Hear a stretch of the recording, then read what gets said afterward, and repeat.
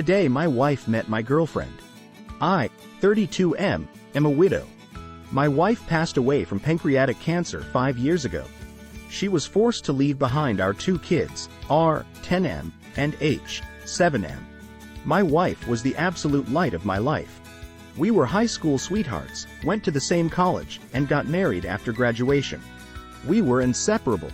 Every day I fell more in love with her. It was like my heart was living outside my body. When she passed, the amount of pain I was in was indescribable.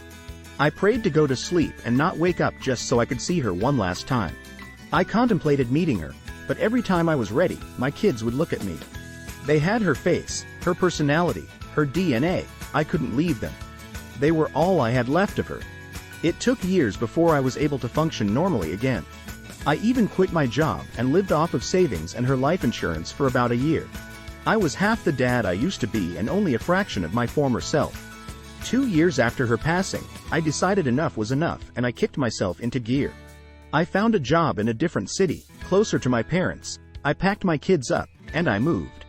Life was hard, but I kept chugging along and eventually I found some joy. A year after moving, I took a business trip to NY where I met my current girlfriend, L. While I acknowledged there was chemistry, I told her I was already married and she understood. However, a few months later I had to go back to NY where we met up again.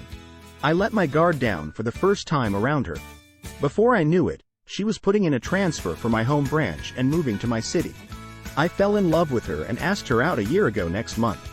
My kids adore her, and though she reminded them she will never take their mom's place, they lovingly call her Mama L.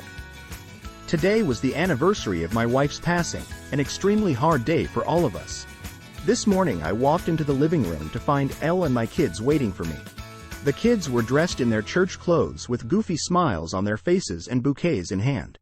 Apparently, Elle came up with the idea of a picnic at my wife's grave, an idea that the boys loved as they enjoy going to see their mom. While I was sleeping, they prepared food and flowers, then insisted on wearing their best clothes. I'll admit that I cried at the sight of them. I don't know how I got this lucky twice in a row. I wanted my wife to meet this amazing woman, so I asked Elle to come along and she did. The day that I dread every year turned out to be a humbling reminder of the reason why I stayed on this planet. To my lovely wife, you can never be replaced, but she is good to me and she takes care of our kids like you would.